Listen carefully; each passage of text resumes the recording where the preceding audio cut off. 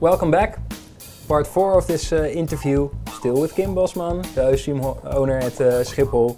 In the previous parts we discussed the context, how she works with the teams and the product owners, and very interesting and important part, how she works with stakeholders and how she influences those interactions, but also let's go, because there's just a lot of trust in the value stream that people are doing their best and are proud and enthusiastic and sincere. So then everything works out. All the ingredients are in place. Then you can also let go, and it's also very nice. Yeah. In this part, we'll try to see what Kim's role is, or how she influences the value steering. Also, this is with the product owners probably in the organization. But let's see how that is set up and what your role is. So can you tell us a bit about how your product owners and you maybe interact to optimize the value in discovering this new product and how it can best help the organization? Yeah, I'll take it one level higher on the program itself. Great. What you see if you're working in multiple value streams, we all go behind that target, what we think we need to optimize. Yes, you all have your own goals. Yeah, and in the program, if you really want to make the difference, we need to align the forces. Mm-hmm. So within the program, there's a scope. Mm-hmm. So, for example, this year we're focusing on departure. We had the waiting times. It's in the news. It's the moment to really focus on that first part, departure. Mm-hmm. And next year we'll move over to transfer, arrivals, luggage, just to make sure we cover all the process elements. Mm-hmm. But we align at the together, and that really helps. And we defined KPIs that we're working towards together. So all the value streams are working on minimizing the waiting times, optimizing on-time departure of the aircraft, optimizing the flow of, for example, the stream of passengers that's going through the airport, mm-hmm. that it goes without the obstacles, mm-hmm. And passenger experience. Cool. But also, I think one of the parts that I'm not really engaged in, but it's optimizing the parking availability. Yeah. So you as a whole, as a program, have set KPIs that are really directly influencing the customer and their experience of the travel. Yeah, but also the airline. So who's mm-hmm. our customer? Yeah, you obviously you have multiple customers, so that's also interesting. But it's very good to hear that you have defined the KPIs really as close to where the value should be delivered, where the problems are being solved. Yeah. And this is a very important thing when in any organization, but especially when working agile, you really need to close that loop and measure and see if you're making an impact. Yeah, and how do you measure on-time performance? How do you measure if a plane leaves on time, and who influenced it? Was it Wilbur? Yes. Or was it the good weather or the bad weather? What really happened? And what you see is that people are automatically a little bit afraid to say, okay, we're going to minimize that or optimize the performance. 25%.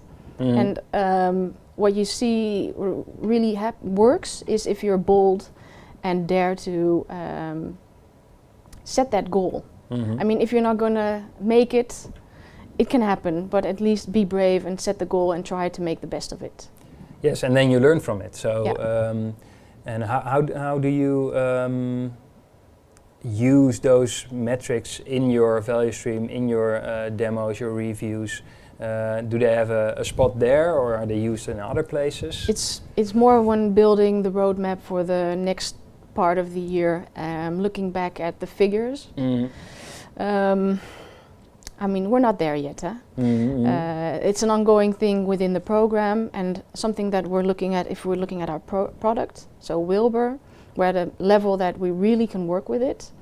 And we're very interested in the adaptation level of the organization. So we built this beautiful system, but if no one works with it, we failed. So our value lies with the adoption.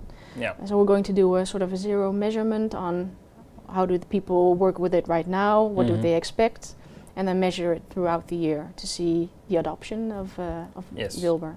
Yeah. Also a very good and important, almost standard metric about the usage of your product. Yeah.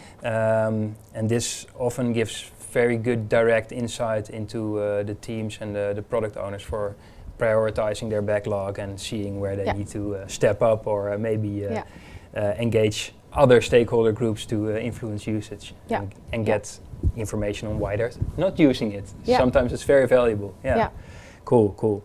So again, as you mentioned, there's different customers, and if you're building an internal application, then there's a lot of different KPIs that you hope to influence. There's some at the actual customers of Schiphol in the waiting lines and using the services.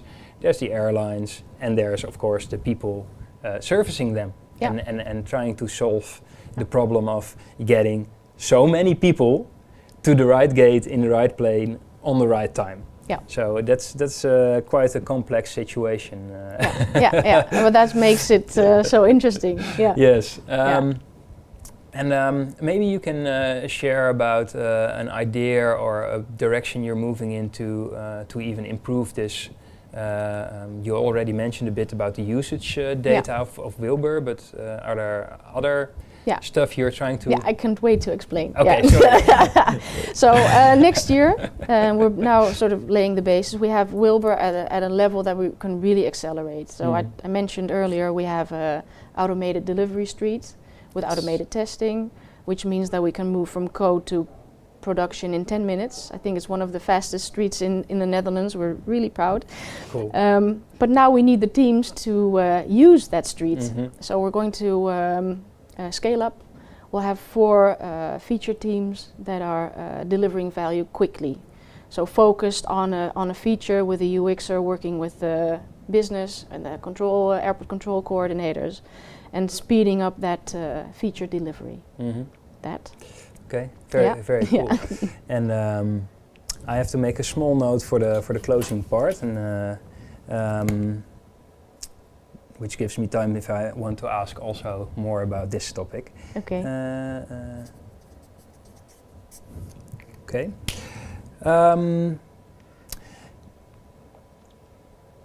So you mentioned the metrics currently are mainly used with stakeholders at your level, so to say, that you interact with for road mapping and stuff like that. Yeah. Are there also plans to maybe let the metrics trickle down a bit more to the teams that have to try to influence those metrics by the stuff they're doing? Yeah, we're not there yet. You mentioned that, but you have next year also, right? Because you're just one year doing this, and okay. Yeah. So there's also plans to improve on that part. Yeah, we need to. Yeah. Oh, very, very good. I mean, there's always something to improve. So that's good. Okay. Is there anything else that might be useful for the product owners and other people watching and listening that you want to share around metrics, closing the feedback loop, and learning from what you put out there, essentially? I'm not sure where the question is going to pop up, but what I think is very important, and one of the main influences that I have is aiming for the best, first of all, which means if you aim for the best, you need the best people, so you need to attract the best. Invest in the best. So what we did, we went on a benchmark trip to Asia, and investing in the people and investing in the possibility to open up your field, it really pays back. So there are those things that you need to take the time, invest in your people, invest in your vision, look what's going out there, and bring it back home, and use it to improve. Yeah, this is actually the topic you spoke about recently on one of the conferences here in the Netherlands about some stuff you can do as an agile leader to create this environment. And I think it's online available, people can look it up, or... Yeah, it should be. We will try to get the link to put it in the show notes. If you can help me with the link, then we put the correct stuff there. Okay.